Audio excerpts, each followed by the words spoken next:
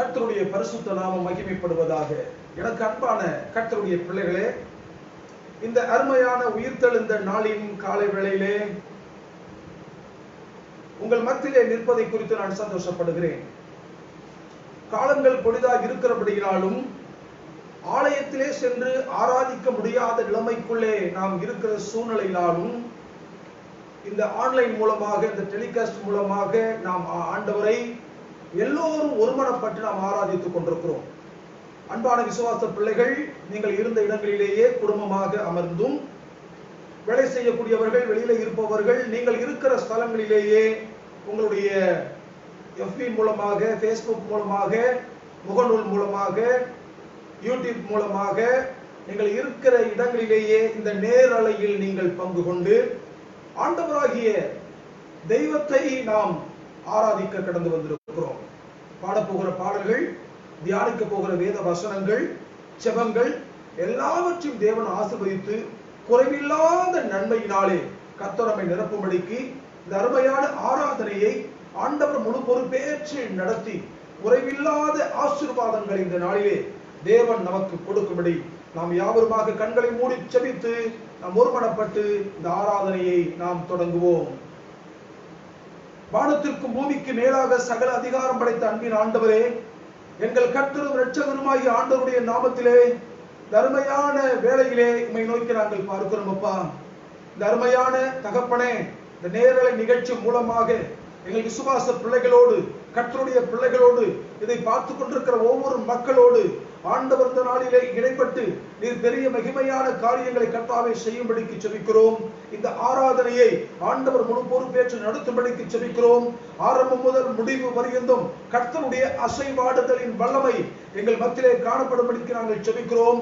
பாடுகின்ற பாடுகள், ஆண்டவரை பாடல்கள், தியானிக்க போகிற வேத வசனங்கள், ஜெபங்கள் எல்லாவற்றையும் தேவன் ஆசீர்வதித்து குறைவில்லாதபடிக்கு தேவன் வழிநடத்தும்படிக்கு ஜெபிக்கிறோம். இந்த ஆராதனைக்கு விரோதமாக ஆண்டவரே கிரியை செய்கிற எல்லா வல்லமையின் கிரியைகள் இயேசு கிறிஸ்துவின் நாமத்திலே உடைக்கப்படும்படிக்கு நாங்கள் ஜெபிக்கிறோம்.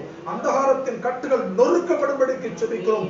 வானம் மண்டலத்தினுடைய ஆவிகள், வலு சர்ப்பத்தின் ஆவிகள், பிசாசின் வல்லமைகள், வன்கண், பொறாமை, எரிச்சல், பில்லி, சூரிய மந்திரத்தினுடைய கட்டுகள், சகல வல்லமைகள் இயேசுவின் நாமத்திலே உடைக்கப்படும்படிக்கு நாங்கள் ஜெபிக்கிறோம். அப்பா, கர்த்தர் அற்புதங்களை செய்வீராக.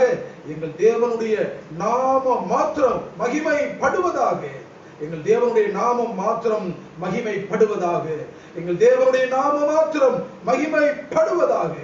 ஆசீர்வதியும் அற்புதங்களை செய்யும் இயேசு கிறிஸ்துவின் நாமத்தில் ஜெபிக்கிறோம் எங்கள் ஜீவனுள்ள நல்ல பிதாவே, ஆமென். அன்பு கர்த்தருடைய பிள்ளைகளே, நீங்கள் இருந்த இடங்களிலேயே நாம் பாடல்களை சேர்ந்து கரங்களை தட்டி உற்சாகமாய் பாடி நாம் ஆண்டவரை நாம் ஆராதிக்க போகிறோம். எல்லாருமாக உங்கள் பாடல் புத்தகத்தை எடுத்து வைத்துக் கொள்ளுங்கள். நாம் பாடல்களை பாடி கர்த்தருடைய நாமத்தை மகிமைப்படுத்துவோம். Praise the Lord.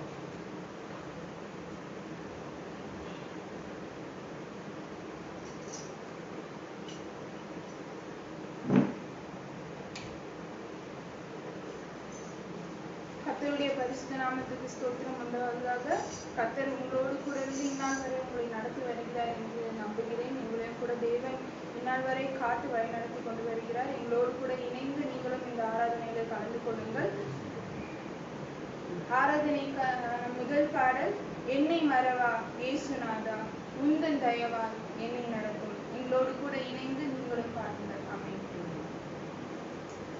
என்னை மறவா இயேசுநாதா, உந்தன் தயவால் என்னை நடத்தும்.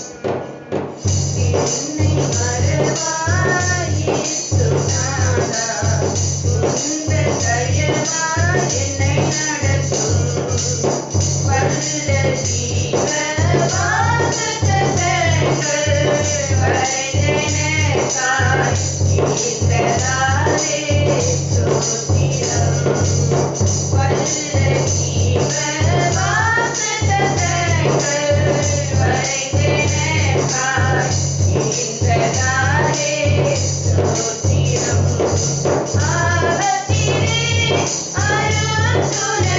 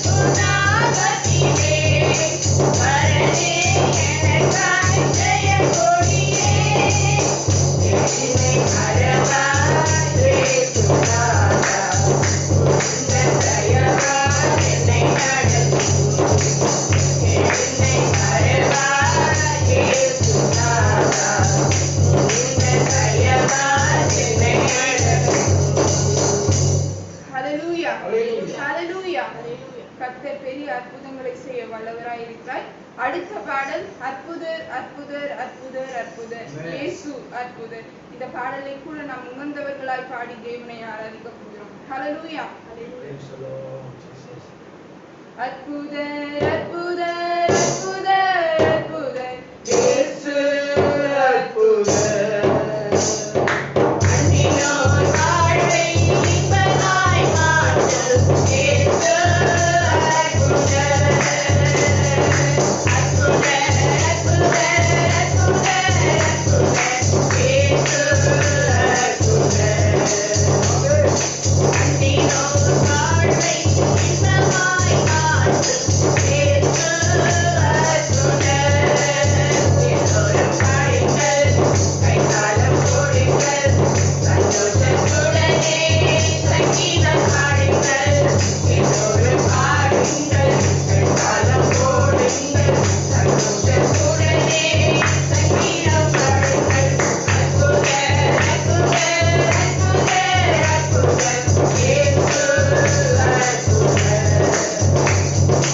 அன்னியோர் வாழ்வை இன்பமாய் மாற்றும் இயேசு அற்புதர்.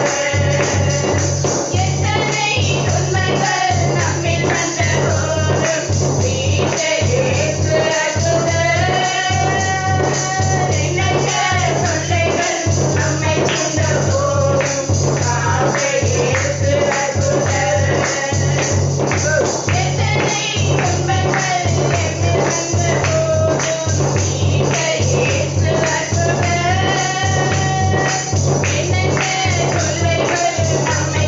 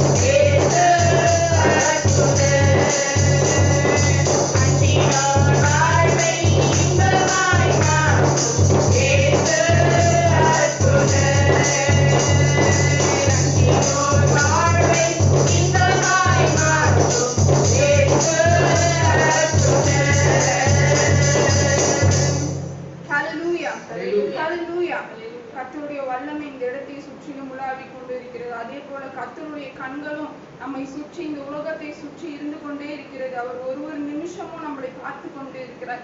அவருடைய கண்கள் எவ்வளவு அழகானவைகள். இந்த வேளையில கூட அதை புகழ்ந்து ஒரு விசை கூட எங்களோடு கூட இணைந்து இந்த பாடல்களை பாடி தேவனை ஆராதிங்க. அழகான கண்கள் என்னை கண்டதாலே முடிந்ததென்று நினைத்த நான் உயிர் வாழ்கின்றேன். இந்த பாடலை எங்களோடு கூட இணைந்து பாடி தேவனை ஆராதிக்க போகிறோம். அழகான கண்கள் என்னை கண்டதாலே முடிந்ததென்று நினைத்த நான் உயிர் வாழ்கின்றேன்.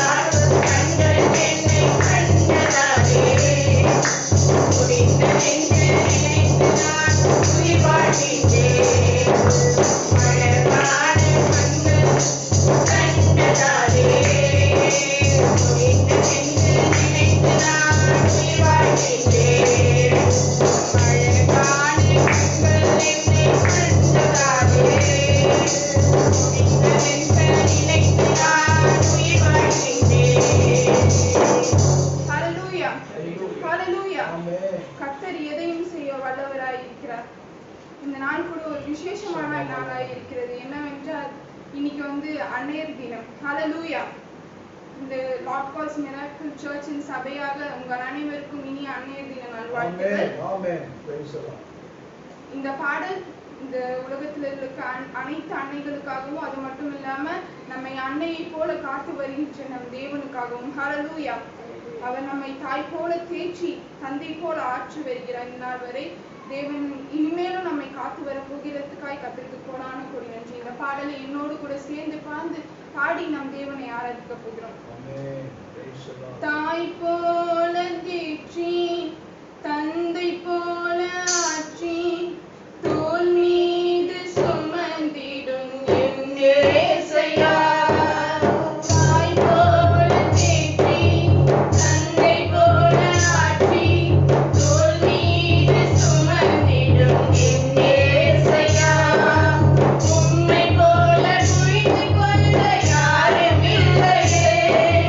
உம்மை போல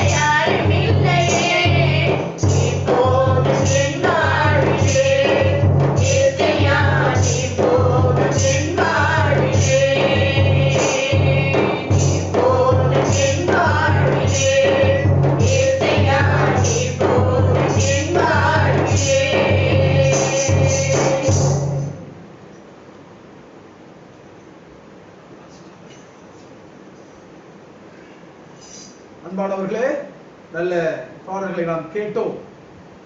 இப்பொழுது கூட ஒரு கண்களை மூடி நாம் ஜெபித்து சங்கீத பகுதிக்கு நாம் கடந்து போகிறோம். அன்பின் ஆண்டவரே, இந்த பாடல் பகுதியோடு எங்களோடு கூட இருந்த தேவன் தொடர்ந்து தேவரீர் எங்களை வழிநடத்தும்படிக்கு நாங்கள் ஜெபிக்கிறோம். இந்த நேர நிகழ்ச்சி மூலமாக எங்களோடு கூட இணைந்து எங்கள் ஆண்டவரை ஆராதிக்கிற ஒவ்வொரு மக்களை என் தேவன் தாமே ஆசீர்வதித்து குறைவில்லாத நன்மைகளால் முடிசூட்டும்படிக்கு நாங்கள் ஜெபிக்கிறோம். தொடர்ந்து நடத்துவீராக. இயேசுவின் நாமத்தில் ஜெபிக்கிறோம் பிதாவே, ஆமென். அன்பானவர்களே, இன்னைக்கு வாசிக்க தெரிந்து கொள்ளப்பட்ட சங்கீதம் சங்கீதங்களின் புஸ்தகம் 150வது சங்கீதம். சாம் சாப்டர் 150. 150வது சங்கீதத்தை நாம் எல்லோருமாக திருப்பிக் கொள்வோம். சங்கீதம் 150வது சங்கீதத்தை நாம் எல்லோருமாக திருப்பிக் கொள்வோம். கர்த்தர் தாமே நம்மை ஆசீர்வதிப்பாராக. கர்த்தருக்கு ஸ்தோத்திரம்.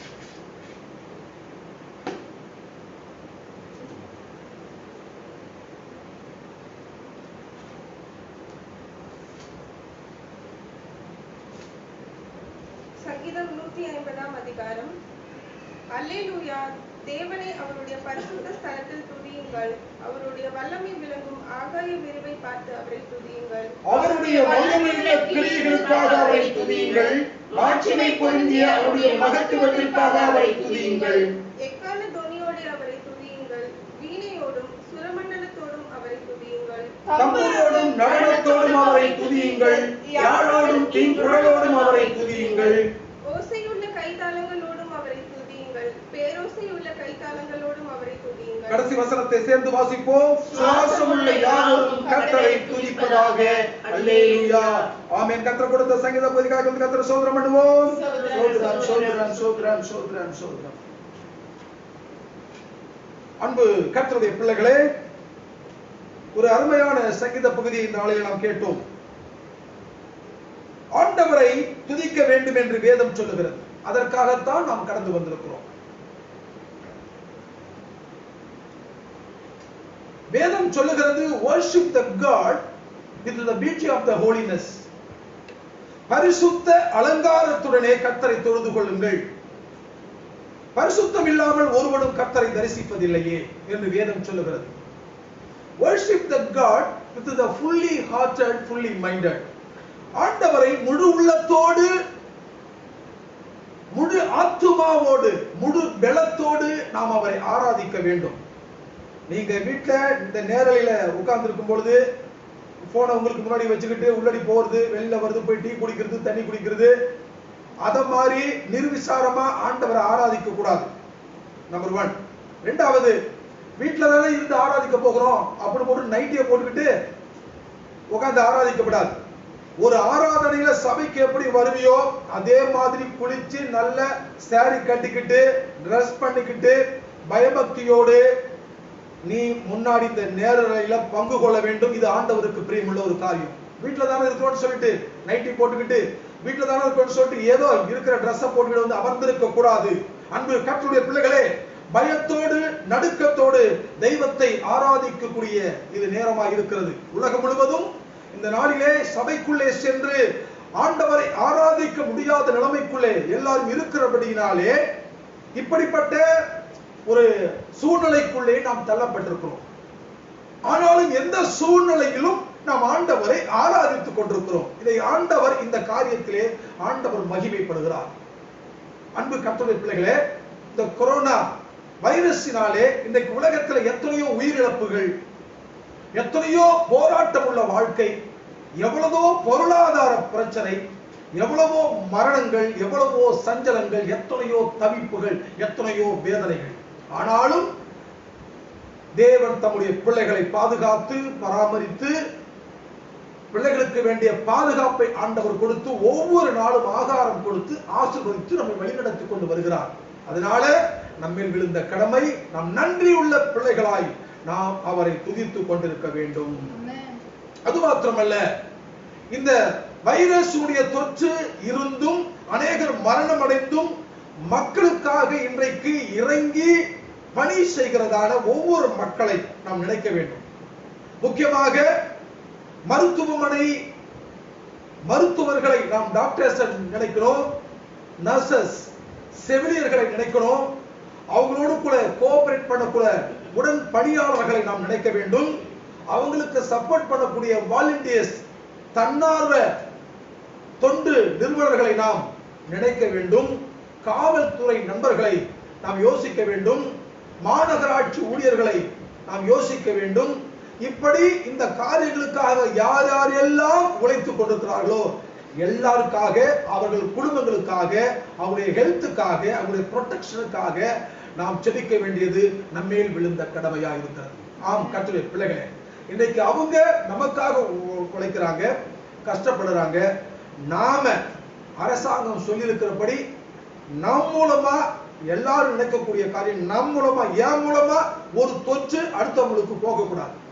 என் மூலமா இன்னும் ஒருத்தருக்கு இந்த வியாதி என் குடும்பத்தாருக்கு மாத்திரமல்ல மற்றவர்களுக்கும் என்னால ஒரு தொற்று போய்விடக் கூடாது. அதுதான் நம்முடைய போக்கஸ், மோட்டோவா இருக்கணும்.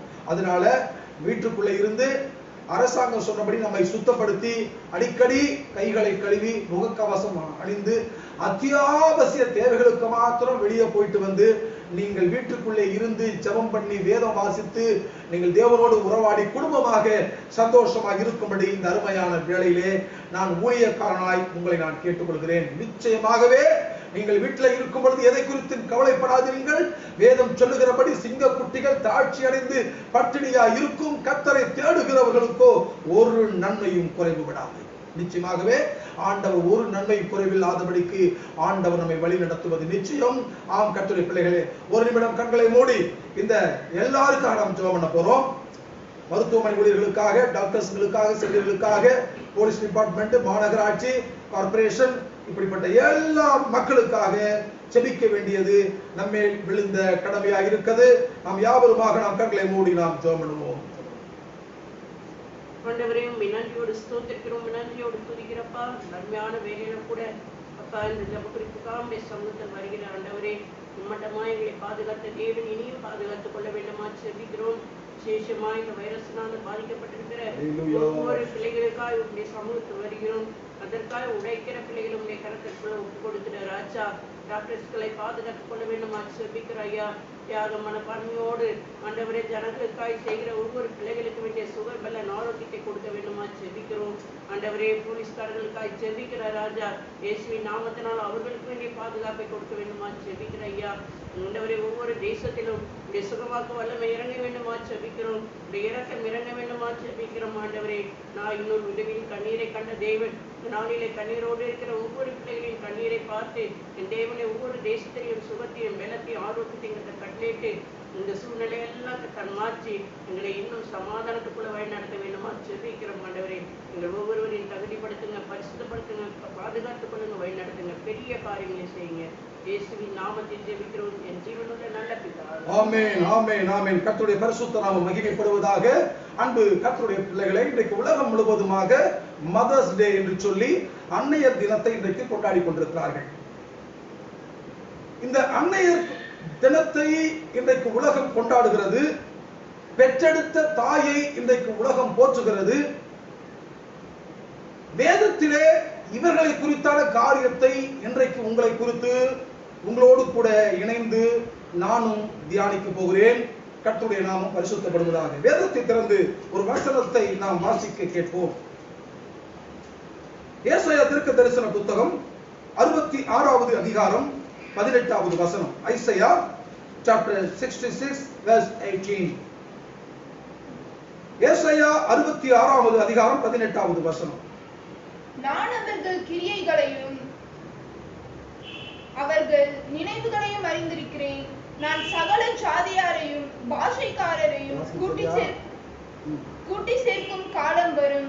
அவர்கள் வந்து என் மகிமையை காண்பார்கள். கர்த்தருடைய பரிசுத்த நாமம் மகிமைப்படுவதாக. இன்னொரு வசனத்தை நாம் வாசிக்க கேட்போம். உபாகமத்தின் புஸ்தகம்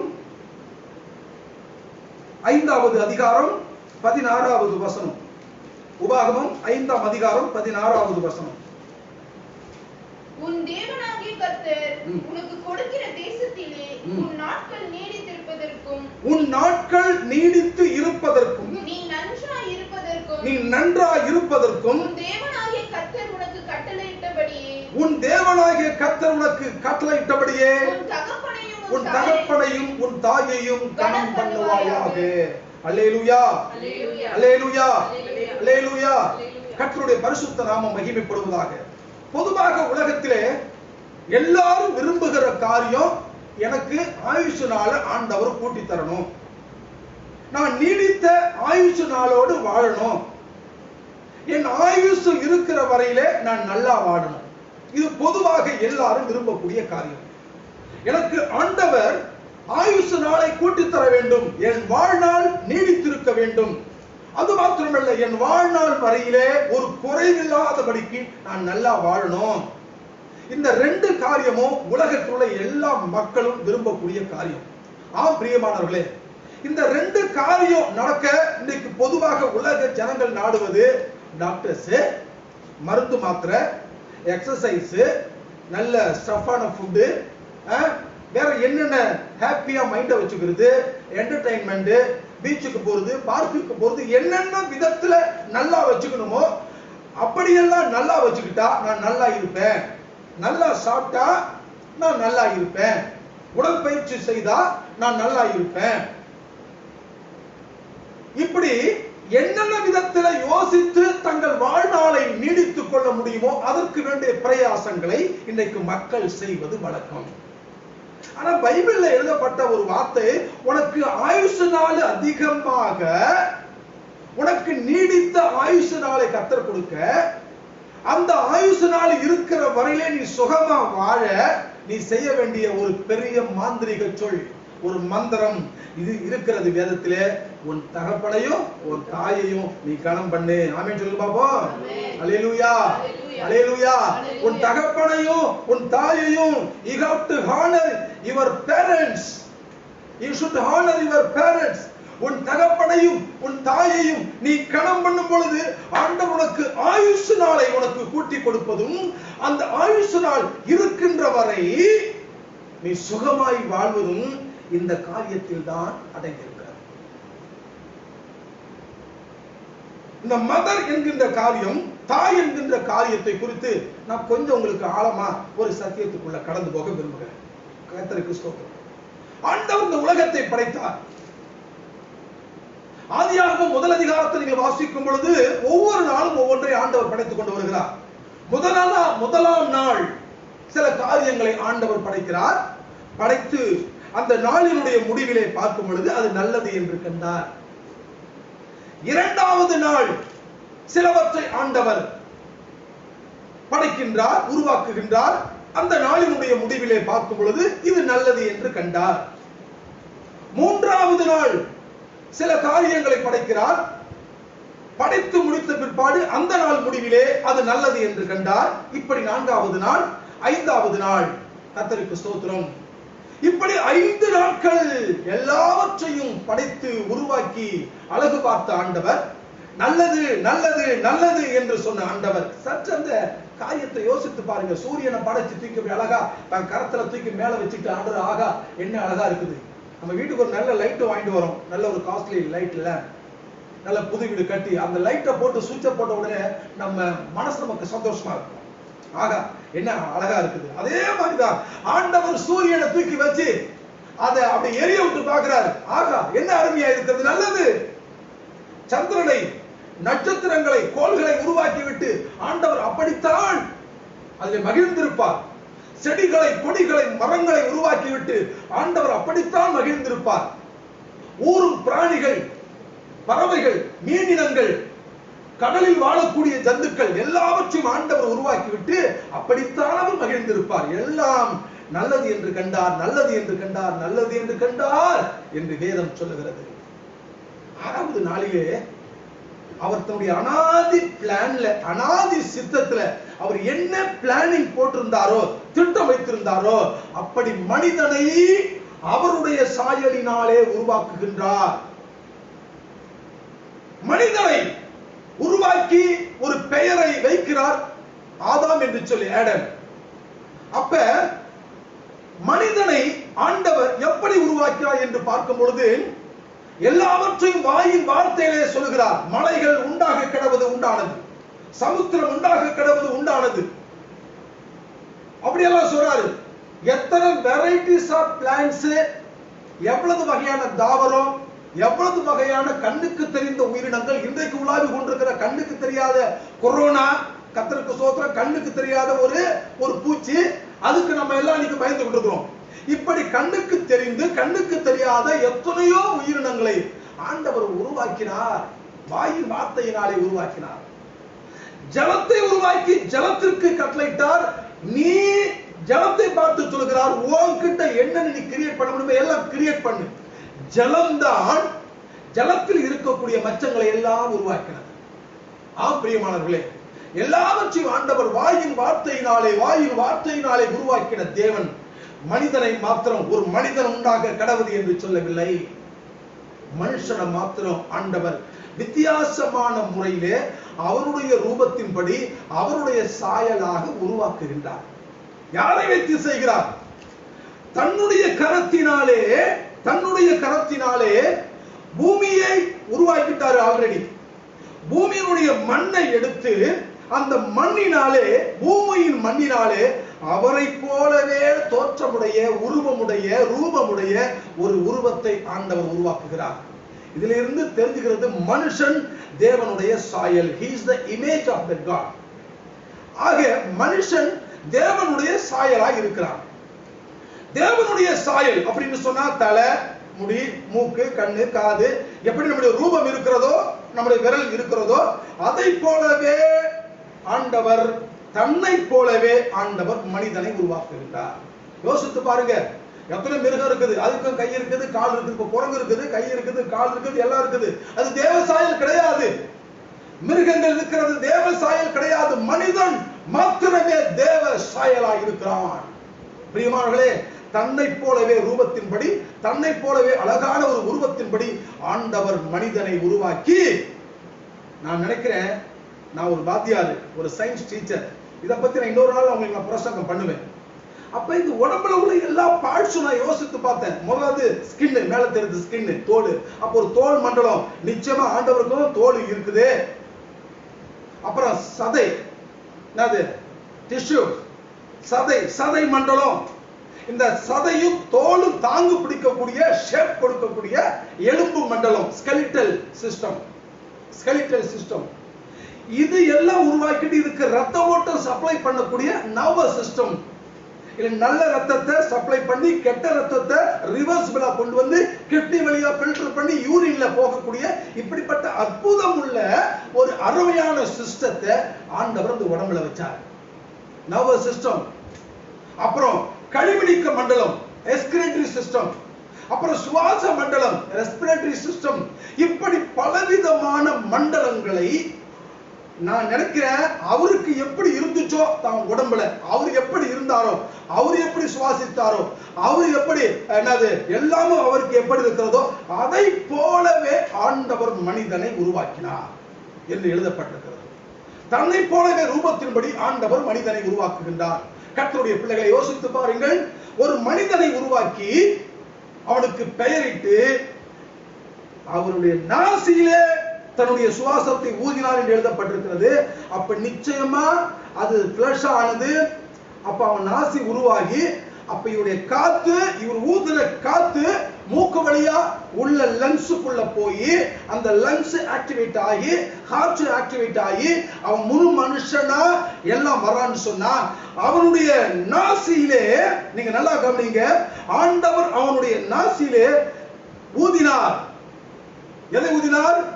தன்னுடைய சுவாசத்தை ஊதினார்.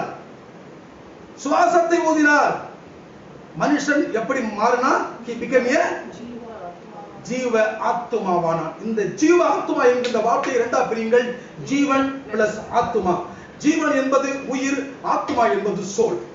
ஆண்டவர் அவனுடைய நாசியிலே சுவாசத்தை ஊதும் போது அவனுக்குள்ளே ரெண்டு காரியம் கடந்து வருகிறது. அவனுக்குள்ள ஜீவன், உயிர் வருகிறது, அவனுக்குள்ளே ஆத்துமாவும் வருகிறது. கர்த்தருடைய பரிசுத்த நாமம் மகிமைப்படுவதாக. என்றைக்கு ஆண்டவர் அவருடைய சுவாசத்தை மனிதனுடைய நாசிக்குள்ளே செலுத்தினாரோ அன்றைக்கு மனிதன் உயிர் பெறுகின்றான். மூளை ஒர்க் பண்ண ஆரம்பிக்குது, ஹார்ட் ஒர்க் பண்ண ஆரம்பிக்குது, லங்ஸ் ஒர்க் பண்ண ஆரம்பிக்குது, respiratory system, digestive system, skeletal system, என்னென்ன சிஸ்டம் அவர் உடம்புல பிளான் பண்ணி ஃபிக்ஸ் பண்ணி வச்சிருந்தாரோ எல்லாமே ஒர்க் பண்ண ஆரம்பிக்குது. மனுஷன் ஜீவ ஆத்துமா வானான் என்று எழுதப்பட்டிருக்கிறது. அன்பு கர்த்தருடைய பிள்ளைகளை யோசித்து பாருங்கள். இவனை அழகாக ஆண்டவர் உருவாக்கி அவனை அழகு பார்க்கிறார். சந்தோஷமா போறான், வர்றான், உலாவுறான். அப்ப ஒவ்வொரு நாளும் அப்படி பார்த்துட்டு வரும் பொழுது இவர் உருவாக்கின முன்னாடி உள்ளதெல்லாம் பார்க்கிறாரு. மரங்களை பார்க்கிறாரு, செடிகளை பார்க்கிறாரு, கொடிகளை பார்க்கிறாரு, சிங்கம், புலி, யானை, கரடி, இப்படி எல்லா மிருகத்தை பார்க்கிறாரு. இதுல என்னன்னு கேட்டா அவருடைய அனாதி சித்தத்துல பிளான்ல உருவாக கடவுள்னு சொல்லும் பொழுது மேல் ஃபீமேல் ஃபார்ம் ஆயிடுச்சு. அது அவருடைய அனாதி பிளானிங். இது மனுஷனுடைய அறிவுக்கு எட்டாது. அப்ப ஆணும் பெண்ணுமாக ஜோடு ஆணும் பெண்ணுமாக ஆட்டோமேட்டிக்கா அதுவே கிரியேட் ஆயிடுச்சு. அப்ப பாக்குறாரு ஏதோ ஒரு டிஃபரன்ஸ் தெரியுதே. ஒரு மிருகத்தை பாக்குறாரு, யானையை பாக்குறாரு, மேல் ஃபீமேல். ஒரு குரங்கை பாக்குறாரு, மேல் ஃபீமேல். ஒரு பறவையை பாக்குறாரு, மேல் ஃபீமேல். இப்படி எல்லாம் ஆணும் பெண்ணுமா இருக்கும் பொழுது மனுஷனை மாத்திரம் ஒரு வார்த்தையினால சொல்லியிருந்தா ஒருவேளை மேல் ஃபீமேலா வந்திருப்பாங்க. ஆனா இவர்களுடைய கருத்தினாலே உருவமா செஞ்சு உருவாக்குறதுனால மனுஷன் தனியா இருக்கிறான். அப்ப இந்த ஒவ்வொரு நாளும் படைச்சு அவர் நல்லது என்று கண்டார் என்று பைபிள் சொல்லும் பொழுது 6வது நாள் மனிதனை படைத்து அவனுக்கு ஜீவனை கொடுத்து அவன் உயிருள்ளவனாய் அவன் உலாவி தனியா அவன் பரிதாபமா நின்று கொண்டிருக்கும் பொழுது கர்த்தர் நினைக்கிறாரு, மனுஷன் தனிமையா இருப்பது நல்லது அல்ல. மனுஷன் தனிமையா இருப்பது நல்லது அல்ல. அப்படின்னா என்ன அர்த்தம்? அவனுக்கு ஒரு ஏற்ற துணையை நான் உண்டாக்குவேன். துணை என்று எழுதப்படவில்லை கர்த்தருடைய பிள்ளையே. துணை என்பது வேறு, ஏற்ற துணை என்பது வேறு. துணை என்பது ஒரு மகன் கூட ஒரு நாய், ஒரு பூனை, ஒரு வயசானவங்க யார் வீட்டுக்குள்ள இருந்தாலும் அவங்க பேர் துணை. ஆனா ஏற்ற துணை என்பது மனைவியை குறிக்கிறது. அன்பு கர்த்தருடைய பிள்ளைகளை யோசித்து பாருங்கள். மனுஷன் தனிமையா இருப்பது நல்லது அல்ல. எந்த மனுஷனும் தனிமையா இருப்பது நல்லது அல்ல. அவனுக்கு ஒரு ஏற்ற துணையை நான் உண்டாக்குவேன் என்று சொல்லி ஆண்டவர் என்ன பண்றாரு தெரியுமா? அவனுக்கு ஒரு அயர்ந்த நித்திரையை வரப்பண்ணி, இப்ப ஏவாளை உருவாக்கும் பொழுது ஆண்டவர் களிமண்ணால உருவாக்குறான்னு சொல்லி பைபிள்ல இல்ல. அவனுக்கு ஒரு அயர்ந்த நித்திரையை உண்டு பண்ண செய்து அவனுடைய விழா எலும்பை ஒன்றை எடுத்து அதை மனுஷியாக உருவாக்கி என்று எழுதப்பட்டிருக்கிறது. நான் ஒரு சயின்ஸ் டீச்சர், எனக்கு தெரியும். நீங்க இந்த பேர்ஸ் ரிப்ஸ் பார்க்க போனா அது ஃபீமேலை விட மேலுக்கு ஒண்ணு கம்மி, ஆண்களுக்கு ஒண்ணு கம்மி. இது அறிவியல் பூர்வமான உண்மை. ஆனா நான் எம்எஸ்சி ஜுவாலஜி, நான் சயின்ஸ் டீச்சர், நான் விலங்கியல் ஆசிரியர். அப்ப யோசித்து பாருங்க, இந்த வேதமும் விஞ்ஞானமும் எவ்வளவு உண்மை, வேதத்தில் எழுதப்பட்ட கருத்துக்கள் எவ்வளவு உண்மை ஒத்து போகிறது அல்லவா? அன்பு கர்த்தருடைய பிள்ளைகளே, யோசித்து பாருங்கள். ஆண்டவர் ஒரு பெண்ணை உருவாக்குகிறார். ஆம், ஒரு பெண்ணை உருவாக்குகிறார். மனுஷன் தனிமையா இருப்பது நல்லது அல்ல என்று சொன்ன ஆண்டவர் ஒரு மனுஷியை உருவாக்கி ஆதாமு கிட்ட கொண்டு வருகிறார். ஆதாமு கிட்ட கொண்டு வந்து இவளுக்கு ஒரு பேரு வை அப்படின்னு சொல்லி ஆதாம் வச்ச பேரு தான் ஏவாள். ஏவாள்னு அர்த்தம் தெரியுமா? எடுங்க, பைபிள் எடுங்க. ஆதியாகமம் 3ஆம் அதிகாரம் 20வது வசனத்தை வாசிங்க. Genesis chapter 3 verse 20. சத்தமா வாசிங்க. ஆதியாகமம் 3ஆம் அதிகாரம் 20வது வசனம். Genesis chapter 3 verse 20 வாசிங்க. ஆதாம் தன் மனைவிக்கு ஏவாள் என்று பெயரிட்டான். ஏனெனில் அவள் ஜீவன் உள்ளோருக்கு எல்லாம் தாய். கரங்களை தட்டி கர்த்தருடைய நாமத்தை மகிமைப்படுத்துவோம். அன்பானவர்களே, ஆதாம் ஒரு பேர் வைக்கிறான். ஏவாள்னு சொன்ன அர்த்தம் தெரியுமா? இந்த உலகத்துல உயிரோடு இருக்கக்கூடிய எல்லா மக்களுக்கும் தாய். அதான் மதர். நீ சாப்பிட்டு நான் வந்துட்டேன்னா யோசித்து பாருங்க. ஆதாம் ஒரு பேர் வைக்கிறான் ஏவாள்னு சொல்லி. இன்னைக்கு நான் உங்களை பார்த்து சொல்றேன், ஏவாள்னு பேர் வச்ச என்ன அர்த்தம்? He is the mother of the people, those who are living in the world. உலகத்திலே இன்றைக்கு உயிரோடு வாழக்கூடிய எல்லா ஜீவனுள்ளவர்களுக்கும் தாய் அப்படின்னு சொல்லி அர்த்தம். அதுக்கு பேர் தான் ஏவாள். அந்த தாய் உலகத்தில் வாழக்கூடிய எல்லா ஜீவர்களுக்கும் தாய். ஒரு அர்த்தத்தோடு தான் நீங்க பேர் வச்சான் ஆதாம் ஏவாளுக்கு. ஆம் அன்பு கர்த்தருடைய பிள்ளைகளே, இன்றைக்கு அந்த ஏவாளை நினைச்சு உலகத்தில முதல் ஒரு தாய் அப்படிங்கிற ஒரு பேரு, இவர் உள்ளவருக்கெல்லாம் தாய் அப்படிங்கிற பேரு, மதர் அப்படிங்கிற பேரு முதல்ல ஜெனசிஸ்ல ஆதியாகமம் 3ஆம் அதிகாரம் 20வது வசனத்திலே சொல்லப்பட்டிருக்கிறது. ஜீவன் உள்ளவருக்கு எல்லாமும் தாய். கர்த்தருக்கு சொல்றேன். அந்த தாய், இந்த தாயினுடைய குணாதிசயங்களை பார்க்கும் பொழுது இப்படிதான் தாய் இருக்கணும். ரொம்ப பேர் நினைப்பாங்க தாய் என்கிறது பெற்றெடுத்ததுனால தாயா, ஒரு பிள்ளை பெற்றதுனால தாயா. என்ன பொறுத்தவரை சொல்லுவேன், தாய் என்பது ஒரு உருவத்தில் அல்ல, தாய் என்பது ஒரு குணம். அது தாய்மையின் குணம். ரொம்ப தாய்ங்க தாயா இல்ல. பிள்ளை பெற்றதுனால தாய் கிடையாது, ஒரு குடும்பத்தை பார்க்கறதுனால தாய் கிடையாது. தாய்மையின் குணம் அவர்களுக்குள்ள இருக்கணும். அவள் தான் தாய். இப்ப பாரபட்சம் பார்க்கிறவள் தாயா? இப்ப நீங்க ஈசாக்குடைய வாழ்க்கைய பாருங்க. ஈசாக்குடைய மனைவி பேர் உங்களுக்கு தெரியும். யாரு ஈசாக்குடைய மனைவி பேர்? என்ன? ரெபேக்கா. ரெபேக்காவுக்கு 2 பிள்ளைங்க பிறந்தாங்க. யாராரு? ஏசா, யாக்கோபு. இந்த தாய் ஏசா யாக்கோபு 2 பேரும் சமமா நேசித்தாளா? இல்லையே. யாக்கோபுக்கு ஆசீர்வாதத்தை வாங்குவதற்கு முழுசு சப்போர்ட் பண்றா, ஆனா ஏசாவுக்கு சப்போர்ட் பண்ணல. இப்படி பார்ட்டிசிபேஷன், அதாவது பார்ஷியாலிட்டி பார்க்கிறவ உண்மையான தாயா இருக்க முடியாது. சொல்லுவாங்கல்ல பழமொழி, ஒரு கண்ணுல வெண்ணெய் ஒரு கண்ணுல சுண்ணாம்பு மாதிரி, அது மாதிரி கிடையாது.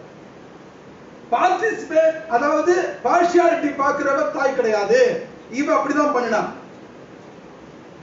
அதே மாதிரி நகோமிங்கிற வயதான தாய் இருந்தா. இந்த நகோமிக்கு 2 மருமக. ஒருத்தி பேரு ஓர்பால், ஒருத்தி பேரு ரூத்.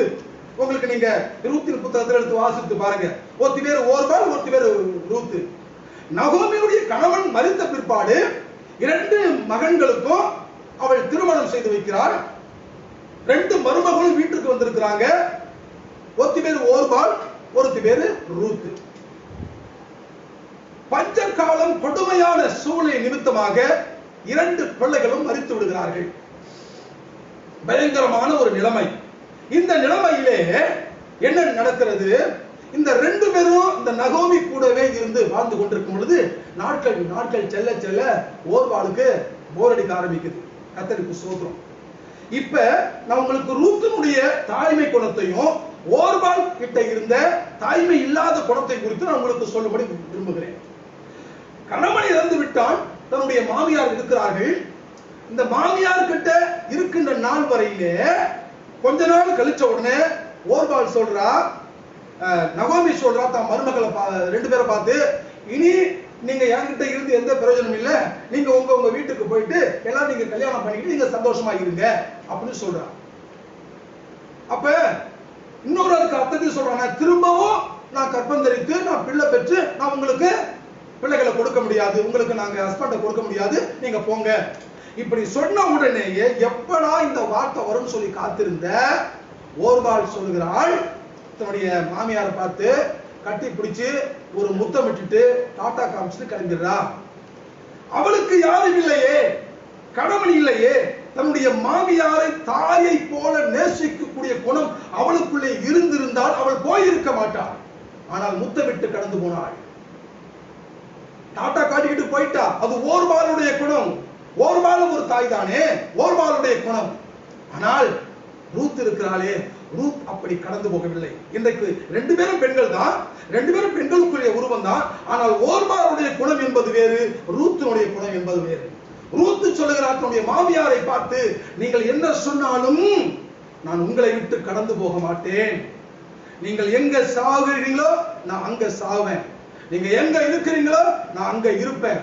நீங்க இருக்கிற இடம் நான் இருக்கிற இடம், உன் ஜனம் என் ஜனம், உன் மக்கள் என் மக்கள் என்று சொல்லி ஒரு தாய்மையின் எண்ணத்தோடு, தாய்மையின் குணத்தோடு, அந்த வயதானவங்களை நான் தானே பார்க்கணுங்கிற எண்ணத்தோடு அருமையான ஒரு மகளாக ஆண்டவர் இந்த ரூத்தை குறித்து எழுதப்பட்டிருக்கிறதை நான் பார்க்கணும். அன்பானவர்களே, அந்த வயதான தாயை இந்த ரூத் கைவிடவில்லை. அந்த நகோமியை அரவணைத்தார். தாயை போல பார்த்தாள், அவளை விசாரித்தாள், கஷ்டப்பட்டாள், கதிர் பொறுக்கிறாள், தன்னுடைய மாமியாரை காப்பாற்றினாள், அவளுக்கு வேண்டிய பணிவிடைகளை செய்தாள், அவளுக்கு வேண்டிய நன்மைகளை செய்தாள். ஒரு மாமியார் என்று பார்க்காதபடிக்கு ஒரு தாயை போல அவள் பார்த்தபடியினாலே எல்லாவற்றையும் ஆண்டவர் பார்த்து கொண்டே இருந்தார். ஓர்பானை குறித்து வாசிக்கும் பொழுது அவள் தன் மாமியாரை விட்டு பிரிந்து போன பிற்பாடு அவள் என்ன ஆனால் அவளுடைய குறித்தான எந்த சரித்திரமும் வேதத்தில் இல்லை. ஆனால் ரூத்துடைய சரித்திரத்தை பார்க்கும் பொழுது பைபிள்ல பெண்களுடைய சரித்திரம் என்பது கிடையாது, பைபிள்ல பெண்களுக்கு முக்கியத்துவம் கொடுப்பதும் கிடையாது. ஆனா 2 பேரை குறித்து சரித்திரம் பைபிள்ல எழுதப்பட்டிருக்கிறது. ஒருத்தி ரூத், இன்னொருத்தி எஸ்தர். அன்பானவர்களை யோசித்து பாருங்கள். இந்த ரூத்தின் சரித்திரத்தை வாசிக்கும் பொழுது இந்த ரூத்து தான் மாமியாரை தாயை போல நேசித்து அரவணைத்து இருந்ததுனால, அன்பு செலுத்தி கோபப்படாத, அவங்க வெளியில எல்லாம் செஞ்சு ஒரு தாயமாரி அவங்களை பார்த்ததுனால கர்த்தர் அவளை உயர்த்தி ஆசீர்வதிக்க ஆரம்பித்தார். ஒரு அருமையான செல்வ செழிப்புள்ள மகனாகிய போவாஸ் எனக்கூடிய ஒரு மனிதனை ஆண்டவர் அவளுக்கு கணவனாக கொடுத்து, அந்த போவாசுக்கும் ரூத்துக்கும் ஒரு அருமையான பிள்ளை ஆண்டவர் பிறக்க செய்தார். அந்த பிள்ளை பேர் தெரியுமா உங்களுக்கு? சொல்லுங்க பாப்போம். எல்லாம் சொல்லக்கூடாது, அடுத்த வாரம் நான் கேள்வி சொல்லுங்க. கர்த்தருக்கு ஸ்தோத்திரம். ஓபே. யோசித்து பாருங்க, அந்த வம்சத்துல தான் யார் வர்றா? ஈசாயி. ஈசாயோட பிள்ளை யாரு? தாவீது. தாவீதோட வம்சத்துல யாரு? இயேசுநாதர் பிறக்கிறார். அதனாலதான் இயேசுநாதரை பைபிள்ல எப்பப்ப யார் யாரு கூப்பிட்டாங்களோ, ஓ யோசேப்பின் குமாரனே, மரியாளின் குமாரன் சொல்லி யாரும் கூப்பிடல. உண்மையிலே எல்லாரும் எப்படி கூப்பிடணும்? இயேசுவை கூப்பிடும் பொழுது பரிமை கூட கூப்பிடுறான், O son of David, have mercy on me. தாவீதின் குமாரனே எனக்கு இறங்கும், அப்படிதான் கூப்பிட்டான்.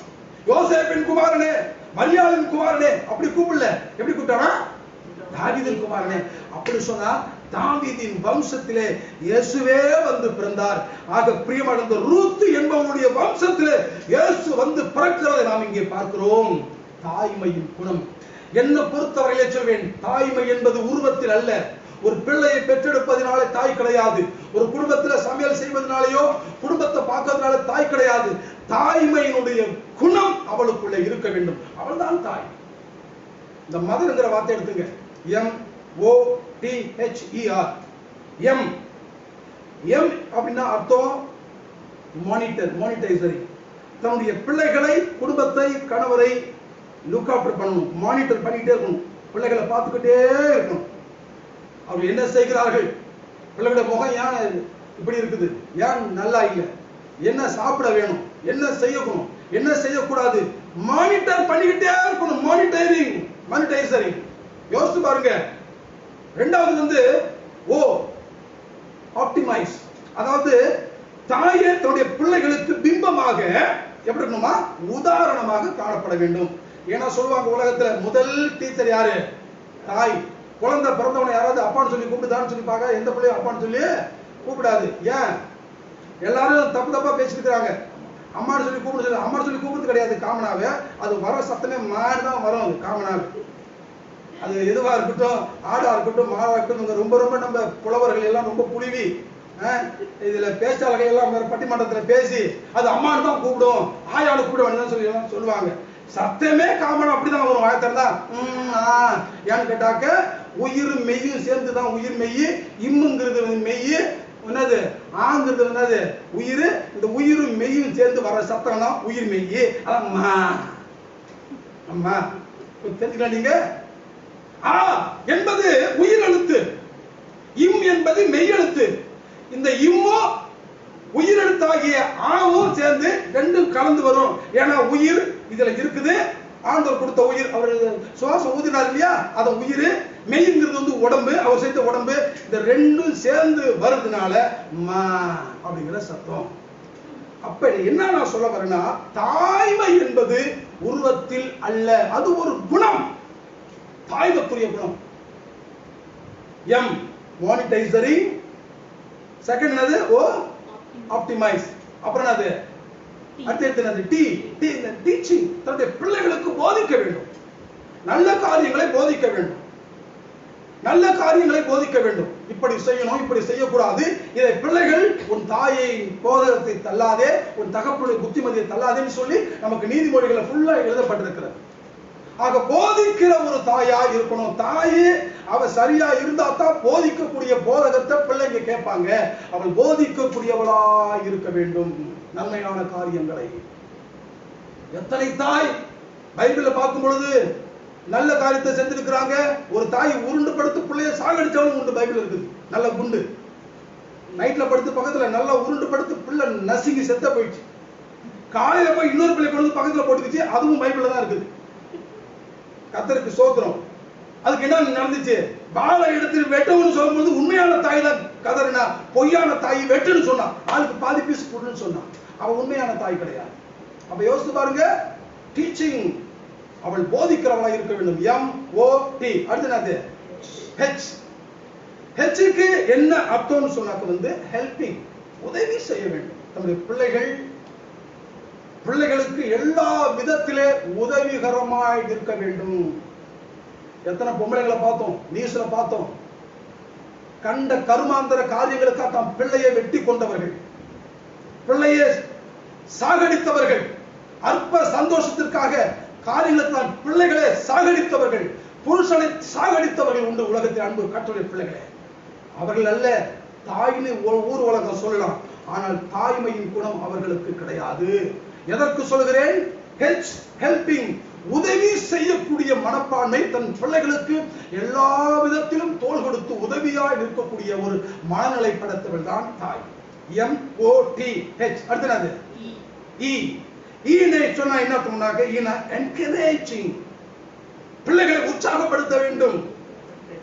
எல்லா விதத்திலும் உற்சாகப்படுத்த வேண்டும். நல்ல காரியங்களுக்கு உற்சாகப்படுத்த வேண்டும். படிக்க உற்சாகப்படுத்த வேண்டும். அவங்களை டிஸ்கரேஜ் பண்ணாம என்கரேஜ் பண்ணணும். கர்த்தருக்கு சொல்லணும்.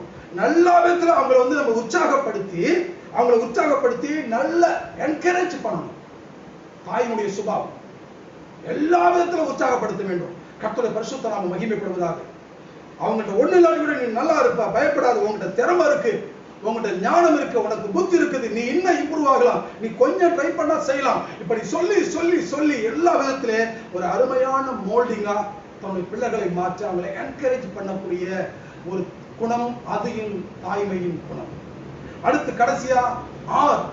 இந்த R என்பது ரிஃபைனிங் சொன்னாக்க அவங்கள பரிசுத்தமா, என்னது ரிஃபைனரி கேள்விங்களா, சுத்தப்படுத்தி அவங்கள கரைதிரை இல்லாம பாவம் வராம அவங்களுக்கு எந்த காரியமும் தம் பிள்ளைகளை பக்குவமா பாவத்தின் வழியில விடாதபடிக்கு பிள்ளைகளை பரிசுத்த வாழ்க்கையில பாதுகாக்கக்கூடிய தன்மை. இதுக்கு பேர் தான் மதர். பிள்ளைகளை பார்க்கணும், பிள்ளைகளுக்கு முன் உதாரணமா இருக்கணும், பிள்ளைகளுக்கு போதிக்கணும், பிள்ளைகளுக்கு உதவி செய்யணும், பிள்ளைகளுக்கு என்கரேஜ் பண்ணணும். பிள்ளைகளை நல்ல பிள்ளைகளை மாற்றுவதற்கு என்னென்ன யுக்திகளை பயன்படுத்த முடியுமோ அது எல்லாம் செய்யணும். இப்படிப்பட்ட அனைத்து குணங்களும் நிறைந்தவள் தான் மதர் என்று சொல்லக்கூடிய தாய். இன்னைக்கு உலகம் ஃபுல்லா இன்னைக்கு மதர்ஸ் டே, இன்னைக்கு அதுதான் செலிப்ரேட் பண்றாங்க. அன்பு கர்த்தருடைய பிள்ளைகளே, சற்று யோசித்து பாருங்கள். ஒரு தாய் தன் பெற்றெடுத்த பாலகனை மறப்பாளோ அப்படின்னு சொல்லி பைபிள் கேள்வி கேட்குது. எல்லாரும் சொல்லுவாங்க அதுக்கு பதில், எந்த தாயும் தான் பிள்ளைய மறக்க மாட்டான்னு சொல்லி. நான் என்ன சொல்ல வரேன், இது உலகத்து குறித்தான தாயை குறித்து இவ்வளவு நேரம் நம்ம பார்த்தோம். தாவீது கூட சொல்றார், என் தகப்பனும் என் தாயும் என்னை கைவிட்டாலும் கர்த்தரோ என்னை சேர்த்துக் கொள்வார். என் தாயின் கற்பத்திலே நான் உருவானது முதல் என் ஆண்டவர் என்னை பாதுகாத்தார். இப்ப இந்த தாய் பிகினிங்கா இருக்கிறதுனால அதிலிருந்து வரக்கூடிய எல்லா பரிசுத்தவான்களும் சொல்லக்கூடிய காரியத்தை நாம் பைபிள்ல பார்க்கிறோம். பிரியமானவர்களே, உண்மையான தாய் யார்? உண்மையான தாய்மை குணம் நிறைந்தது யார்? நான் திரும்ப திரும்ப சொல்லக்கூடிய காரியம், உருவம் அல்ல. தாய் என்பது உருவம் அல்ல, அது ஒரு குணம். தாய்மை என்பது உருவம் அல்ல, அது மிகச் சிறந்த ஒரு குணம். This is the character. அப்படின்னு பார்க்க போனாக்க யார் உண்மையான தாய்? வேதம் சொல்லுகிறது, தாய் தன் பெற்றெடுத்த பாலகனை மறப்பாளோ? இதுக்கு எல்லாம் பதில் சொல்லுவாங்க, மறக்க மாட்டாங்க. ஆனா பைபிள் எழுதப்பட்டது, அவள் மறந்தாலும் சொன்னா அவள் மறப்பாள். எத்தனை பேர் மறந்துருக்கிறாங்க? உலகத்துல பாக்குறோம், நியூஸ்ல பாக்குறோம், பிள்ளைகளை வெட்டி போட்ட காரியங்கள். பிள்ளைகளை சாகடித்த காரியங்கள் அற்ப சந்தோஷத்திற்காக. ஒரு பெற்றெடுத்த தாய் தன் பாலகளை மறப்பாளோ? அவள் மறந்தாலும் நான் உன்னை மறப்பதில்லை. ஒரு தாய்க்கு மேலான தாயாயிருந்து தாயின் குணம் நிறைந்த ஆண்டவரைத்தான் நீயும் நானும் ஆராதித்துக் கொண்டிருக்கிறோம். கர்த்தருடைய பிள்ளையே, நாம் ஆராதிக்கிற தேவன் தான் நமக்கு தாய், நமக்கு தகப்பனாய் இருக்கிறார். கர்த்தருடைய பரிசுத்த நாமம் மகிமைப்படுவதாக. இந்த ஆண்டவர் வேதத்தில் ஒரு அருமையான காரியத்தை சொல்லுகிறார் இந்த தாயை குறித்து. உலக பிரகாரமா சீஷர்களை யோசித்தாங்க, ஆவிக்குரிய பிரகாரமா ஆண்டவர் என்ன யோசித்தாரு? நம்ம எடுத்து வாசிப்போம். லூக்கா எழுதின சுவிசேஷம் 8வது அதிகாரம், Luke chapter 8 verse 19. ஒரு வாசிக்க கேட்போம். Luke chapter 8 verse 19.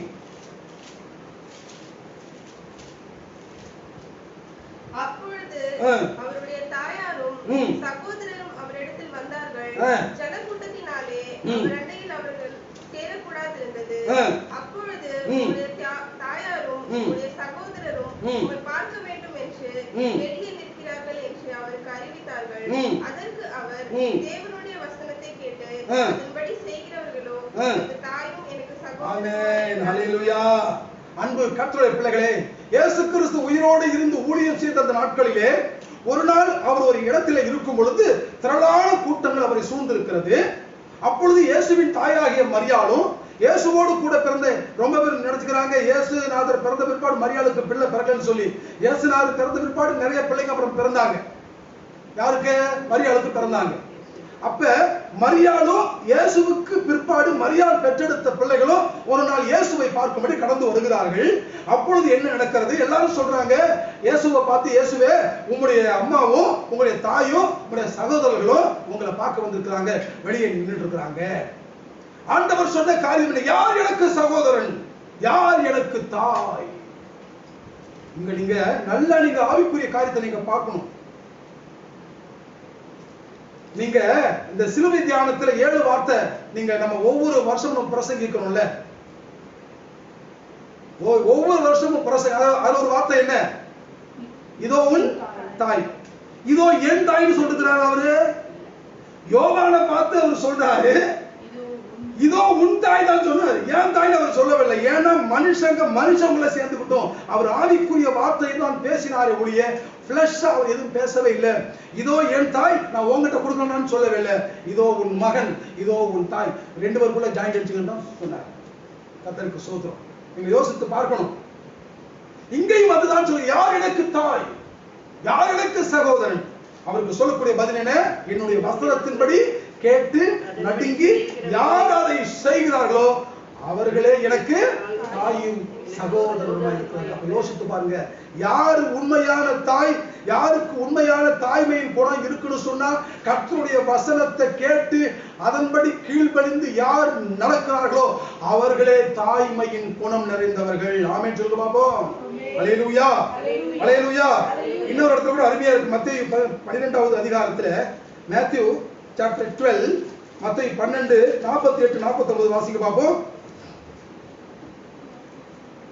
தம்மிடத்தில் இப்படி சொன்னவனுக்கு அவர் பிரதியுத்தரமாக, என் தாயார் யார், என் சகோதரன் யார், என் தாய் யார், என் சகோதரன் யார் என்று சொல்லி தன்னுடைய கையை தமது சீஷர்களுக்கு நேராக நீட்டி, இதோ என் தாயும் என் சகோதரன், இதோ என்னுடைய தாயும் சகோதரன் சொன்னார். யோசித்து பாருங்க பிரியமானவர்களே, மரியாளை பார்த்து, அங்கு நின்ற கூட்டத்தை பார்த்து, மரியாள் பெற்றெடுத்த பிள்ளைகளை பார்த்து என் தாய் என் சகோதரன் என்று சொல்லாதபடிக்கு ஆண்டவர் தமிழ் சீஷர்களுக்கு நேராக கரத்தை நீட்டி என் தாய் என்று சொன்னார். காரணம், those who believe and follow his commandments called the mother.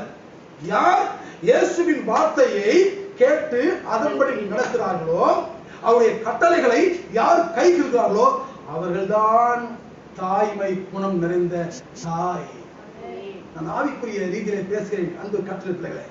நான் பட்டிமன்றம் பேசினா வேற மாதிரி பேசுவேன். தாயினா என்ன, நேசனா என்ன, தொப்புள் கொடியிலிருந்து ஆரம்பிப்பேன். நான் அதை பேச வரவில்லை. வேதத்தில் ஆண்டவர் சொன்ன அற்புதமுள்ள காரியத்தை உங்களுக்கு நான் சொல்லும்படி நான் விரும்புகிறேன். கர்த்தருடைய பரிசுத்த நாமம் மகிமைப்படுவதை யோசித்து பாருங்கள். யார் தாய்? கர்த்தருடைய வார்த்தையின்படி கேட்டு, வசனத்தை கேட்டு வசனத்துக்கு கீழ்ப்படிந்து யார் அவருக்கு பயந்து நடுக்கத்தோடு இந்த உலகத்திலே உண்மையுள்ள ஒரு கிறிஸ்தவ ஜீவியம் செய்கிறார்களோ அவர்களே உண்மையான தாய்மை குணம் நிறைந்தவர்கள். அன்பு கர்த்தருடைய பிள்ளையே, இந்த சத்தியத்தை கேட்கிற அன்பு கர்த்தருடைய பிள்ளையே, நீ இப்பொழுது என்ன நிலைமைக்குள்ளே இருக்கிறாய்? நீ தாய்மையின் குணமுள்ள பிள்ளையா இருக்கிறாயா, இல்ல தாய்மை இல்லாத குணம் நிறைந்த பிள்ளையா இருக்கிறாயா? ஒரு தாய்மை குணம் அரவணைக்கும், தாய்மை குணம் பாதுகாக்கும், தாய்மை குணம் அன்புக்கு அடையாளமாக இருக்கும். கர்த்தருடைய பரிசுத்த நாமம் மகிமைப்படுவதாக. ஒரு கோழி கூட தன்னுடைய முட்டைகளை மூடி பாதுகாக்கும். ஒரு எந்த பருந்து வராதபடிக்கு தன்னுடைய குஞ்சுகளை பாதுகாக்கும். ஒரு பாம்பு கூட தன்னுடைய முட்டைகளை அடைச்சு அது வளையமிட்டு அது பாதுகாக்கும். இது தாய்மையின் குணம். தன்னுடைய குடும்பத்தை, தன்னுடைய பிள்ளைகளை மூடி பாதுகாத்து எந்த சத்துருவின் கட்டுகளும் தொடாதபடிக்கு மூடி பாதுகாப்பது தாய்மையினுடைய குணம். அதைத்தான் ஆண்டவர் செய்கிறார். நம்ம எல்லைகளை பாதுகாத்து, நம் பிள்ளைகளை பாதுகாத்து, நம் தேவைகளை சந்தித்து கொடுத்து, நமக்கு வேண்டிய சுகம் கொடுத்து, நமக்கு வேண்டிய ஆகாரம் கொடுத்து, ஒவ்வொரு நாளும் நம்மை ஆட்சி தேர்ச்சி அரவணைத்து நம்மை அவர் பாதுகாக்கிறபடினாலே அவரே நமக்கு தாயும் தகப்பனுமாய் இருக்கிறார். ஹல்லேலூயா, ஹல்லேலூயா, ஹல்லேலூயா. அன்பு கர்த்தருடைய பிள்ளைகளே, ஆண்டவர்தான், அவருடைய குணம்தான் உண்மையான ஒரு தாய்மையின் குணமாக இருக்கிறதுனாலே இதை கேட்டுக்கொண்டிருக்கிற அன்பு கர்த்தருடைய பிள்ளையே, ஒருவன் கிறிஸ்துவுக்குள் இருந்தால் புதிய சிருஷ்டியாக இருக்கிறான், பழையவைகள் ஒளிந்து போயின, எல்லாம் புதிதா என்ற வார்த்தையின்படி கிறிஸ்துவுக்குள்ளே ஒரு மனிதன் இருக்கும் பொழுது அவளுக்குள்ளே தாய்மையின் குணம் வந்து அமரும். அந்த தாய்மையின் குணம் இருந்தாலே எல்லா விதத்திலும் பரிசுத்தமாக்கப்பட்ட ஒரு ஜீவியமும், அரவணைக்கக்கூடிய ஒரு குணமும், அன்பு செலுத்தக்கூடிய ஒரு குணமும் இருக்கும். ஏனென்று சொன்னால் தாய்மையின் அடையாளம் தான் அன்பு. தாய்மை என்று சொன்னால் அன்பு, தாய் என்று சொன்னால் அன்பு. ஆனா ரொம்ப தாய்கிட்ட இருக்கிறது வம்பு. அன்பு சகலத்தையும் தாங்கும், அன்பு சகலத்தையும் சகிக்கும், அன்புக்கு பொறாமை கிடையாது, அன்பு இருமாப்பா இராது, அன்பு தன்னை புகழாது. என்ன காரியம் நமக்கு விரோதமாக செய்தாலும் அவர்களை மன்னித்து அன்பு காட்டுவதுதான் தாயினுடைய குணம். அதுதான் கர்த்தருடைய குணமாக இருக்கிறது. அன்பு கர்த்தருடைய பிள்ளைகளே, ஆண்டவரே நமக்கு தாயாய், ஆண்டவரே நமக்கு தகப்பனாய் இருக்கும் பொழுது நாம் பாக்கியவான்களாய் இருக்கிறோம். ஆதி முற்பிதாக்கள் அவரை ஆண்டவர் என்று அழைத்தார்கள். நீங்கள் ஆபிரகாம் காலத்தில் எடுத்துக்கொண்டு பாருங்கள், ஆண்டவரே கர்த்தாவே என்று சொல்லித்தான் அழைத்தார்கள். இன்றைக்கு வாழ்ந்து கொண்டிருக்கிற அன்பு கர்த்தருடைய பிள்ளையே, உனக்கும் எனக்கும் கொடுக்கப்பட்ட ஒரு அருமையான பொக்கிஷத்தின் வார்த்தை என்ன தெரியுமா? நமக்கு முறையே வேற. அவர் நமக்கு ஆண்டவர் இல்ல, அவர் நமக்கு கர்த்தர் இல்ல. அப்படி சொல்லுகிறதை காட்டிலும் அப்பா பிதாவே என்று அழைக்கக்கூடிய புத்திர சுவிகாரத்தின் ஆவியை அவர் கொடுத்திருக்கிறபடினாலே நாம் அவருக்கு பிள்ளைகளாய் இருக்கிறோம். அவர்தான் நமக்கு தாயும் தகப்பனுமாய் இருக்கிறார். ஆக பிள்ளைகள் தன்னுடைய தகப்பனத்திலே சகலத்தையும் பெற்று அனுபவிக்க உரிமை உண்டு. இதை கேட்டுக்கொண்டிருக்கிற கர்த்தருடைய பிள்ளையே, உனக்கும் உரிமை உண்டு. உலக தகப்பனை பார்த்து ஒரு பிள்ளை, உலக தாயை பார்த்து ஒரு பிள்ளை எனக்கு மீன் என்று கேட்டால் யாராவது பாம்பை கொடுப்பார்களா? அப்பம் சாப்பாடு வேண்டும் என்று கேட்டால் கல்லை எடுத்து சாப்பிடுன்னு சொல்லுவாங்களா? சொல்ல மாட்டாங்க. உலக மனுஷனே, பொல்லாதவர்களாகிய நீங்களே உங்கள் பிள்ளைகளுக்கு நல்ல ஈவுகளை கொடுத்திருக்க அறிந்திருக்கும் பொழுது உங்களை உருவாக்கின தாய்மை குணம் நிறைந்த பரமபிதா உங்களை அதிகம் நேசித்து உங்களுக்கு வேண்டிய காரியத்தை செய்வது அதிக நிச்சயம் அல்லவா? அன்பு கர்த்தருடைய பிள்ளையே, இந்த மதர்ஸ் டே, இந்த அன்னையர் தினத்திலே நான் சொல்லக்கூடிய வார்த்தை, அவரே நமக்கு தாய், அவரே நமக்கு தகப்பன், அவரே நமக்கு எல்லாவற்றுக்கும் போதுமானவராய் இருக்கிறார். அவரை பின்பற்றி வசனத்தை கை கொண்டு நாம் நடக்கும் பொழுது அவர் நமக்கு தாயாய் தகப்பனாய் இருந்து நம்மை பாதுகாத்து முடிவிலே அவருடைய ராஜ்யமாகிய பரலோக ராஜ்யத்திலே நம்மை கொண்டு போய் சேர்ப்பது அதிக நிச்சயம். கர்த்தர் தாமே இந்த வார்த்தைகளை ஆசீர்வதிப்பாராக. உங்கள் யாவருக்கும் இந்த அன்னையர் தின நல்வாழ்த்துக்களை, மதர்ஸ் டே விஷஸ் கர்த்தர் அழைக்கிறார் அற்புத சபையினுடைய ஊழியக்காரனாய் குடும்பமாக தெரிவித்துக் கொள்கிறேன். கர்த்தர் தாமே உங்களை ஆசீர்வதிப்பாராக. நம் கண்களை மூடி நாம் ஜெபிப்போம். எங்கள் பரிசுத்தம் உள்ள நல்ல ஆண்டவரே, உமக்கு ஸ்தோத்திரம் ஐயா. எல்லாருமாக இருந்த இடங்களிலேயே நீங்கள் இப்பொழுது முழங்கால் படியுங்கள். தாயும் அவரே தந்தையும் அவரே, தாயும் அவரே தந்தையும் அவரே, தாலாட்டுவார் சீராட்டுவார், தாலாட்டுவார் சீராட்டுவார். யார் என்னை கைவிட்டாலும் இயேசு கைவிட மாட்டார், யார் என்னை கைவிட்டாலும் இயேசு கைவிட மாட்டார், கைவிட மாட்டார், கைவிட மாட்டார், கைவிடவே மாட்டார், இயேசு கைவிடவே மாட்டார். யார் என்னை கைவிட்டாலும் இயேசு கைவிட மாட்டார், யார் என்னை கைவிட்டாலும் இயேசு கைவிட மாட்டார். ஆவியானவரே, உம்மை நன்றியோடு ஸ்தோத்திரிக்கிறேன், உம்மை நன்றியோடு துதிக்கிற ராஜா. அருமையான பரிசுத்த ஓய்வு நாள் இந்த காலை வேளையில கூட ஆண்டவரே உடைய பாதத்தில் அமர்ந்து உம்மை துதிக்க நீர் எங்களுக்கு கொடுத்த இந்த நல்ல வாக்கியத்திற்காக உமக்கு நன்றி செலுத்துகிறேன் ராஜா. எத்தனையோ பேர் ஆண்டவரே இந்த சூழ்நிலையை மறந்து போயிருக்கலாம், ஆனாலும் ஆண்டவரே உம்மை துதிக்கிற ஒவ்வொரு பிள்ளைகளின் மீது உடைய கிருபையும் இரக்கமும் ஆண்டவரே நீ பூச்ச வேண்டாமா செபிக்கிற ராஜா. அருமையான வேளையில ஆண்டவரே உம்மை ஆராதிக்க, உம்மை துதிக்க, உம்முடைய நாமத்தை மகிமைப்படுத்த நீ எங்களுக்கு கொடுத்த கிருபைகளுக்காய், தயவுக்காய், இரக்கங்களுக்காய் உமக்கு நன்றி செலுத்துகிற ராஜா. ஆண்டவரே இந்த ஜனங்களை எனக்கென்று ஏற்படுத்தினேன், இவர்களின் துதியை சொல்லுவார்கள் என்று சொன்னீர் ஆண்டவரே. இந்த நாளிலே ரட்சிக்கப்பட்ட பிள்ளைகள் கூட ஆண்டவரே உம்மை துதிக்க ஆண்டவரே இந்த நிலைமையில ஆண்டவரே மறந்து போயிருக்கிற இந்த நாட்களில் ஆண்டவரே மறவாத நேசரை நாங்கள் துதிக்கும்படியாய் எங்களுக்கு கொடுத்த ஆண்டவரே இந்த கிருபைக்காக உமக்கு நன்றி செலுத்துகிற ராஜா. ஆவியானவரே இந்த ஆராதனையை கூட என் தேவன் ஆசீர்வதிக்கிற ஐயா. ஆண்டவரே ஸ்தோத்திரிக்கிற இந்த நாளில கூட அப்பா ஸ்தோத்திரிக்கிற ஆண்டவரே நல்ல செய்தியை ஆண்டவரை கேட்கும்படியாய் கிருபை செய்தீர் ஆண்டவரே. அப்பா இந்த செய்திகளுக்காக உம்முடைய வார்த்தைகளுக்காய், ஜீவனுள்ள வார்த்தைகளுக்காக உமக்கு நன்றி செலுத்துகிற ராஜா. ஒரு தாயா எங்களுக்கு கொடுத்த ஆண்டவரை ஸ்தோத்திரிக்கிறோம், ஏவாளுக்காக உமக்கு நன்றி செலுத்துகிற ராஜா. தகப்பனே உம்மை நன்றியோடு துதிக்கிறோம் ஆண்டவரே. இந்த வார்த்தைகள் ஒவ்வொருவருக்கும் கடந்து போய் அதில் ஆற்றி தேர்ச்சி பலப்படுத்த வேண்டுமா செபிக்கிறோம். வார்த்தைகள் ஜீவனுள்ள வார்த்தைகளுக்காய் ஒவ்வொருவருக்காக கர்த்தர் நன்றி செலுத்துகிற ராஜா. இதை கேட்ட ஒவ்வொரு பிள்ளைகளையும் நீர் ஆசீர்வதிக்க வேண்டுமா செபிக்கிற ராஜா. இந்த வார்த்தைகள் பலப்படுத்தட்டும் ஆண்டவரே. சோர்ந்து போயிருக்கிற உள்ளங்களை திடப்படுத்த வேண்டுமா செபிக்கிற ராஜா. இந்த நாளில் ஆண்டவரே ஸ்தோத்திர மதர்ஸ் டேவை கொண்டாடுகிற ஒவ்வொரு தாய்மாருக்காய் செபிக்கிற ராஜா.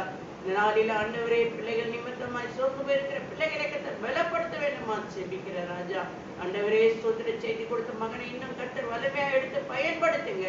இன்னும் உள்ளான ஆழமான கருத்துக்களை வெளிப்படுத்த கர்த்தர் உதவி செய்ய வேண்டுமா செபிக்கிறோம் ஆண்டவரே. கர்த்தர் ஆண்டவரே பெரிய காரியங்களை செய்யுங்க. இந்த சூழ்நிலை எல்லாம் சீக்கிரமாய் மாற்றிப்பட வேண்டுமா செபிக்கிறோம். சபைகளில் ஆராதிக்க கர்த்தர் எங்களுக்கு உதவி செய்ய வேண்டுமா செபிக்கிற ராஜா. எங்களை தாழ்த்தி உங்க கருத்துக்களை ஒப்பு கொடுக்கிறோம்.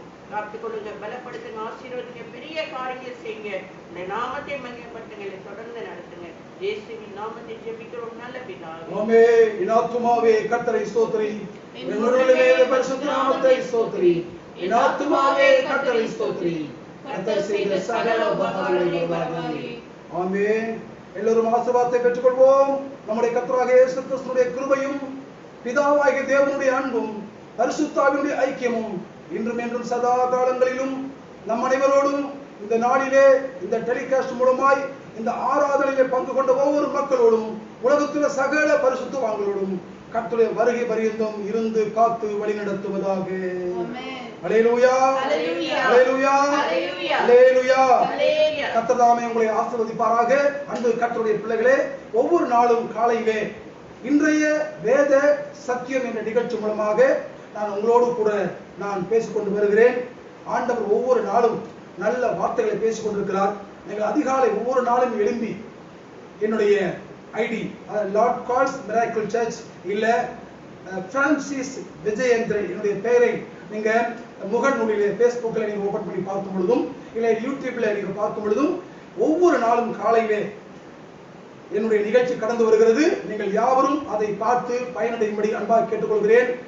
உங்களுடைய அனுதின இந்த தியானத்திலே எங்களுடைய அனுதின தியானத்தை நீங்கள் பங்கு கொண்டு நீங்கள் அதை தியானித்து யோசித்து நீங்கள் நன்மைகளை பெறும்படி இயேசுவின் நாமத்திலே அன்பாய் கேட்டுக்கொள்கிறேன்.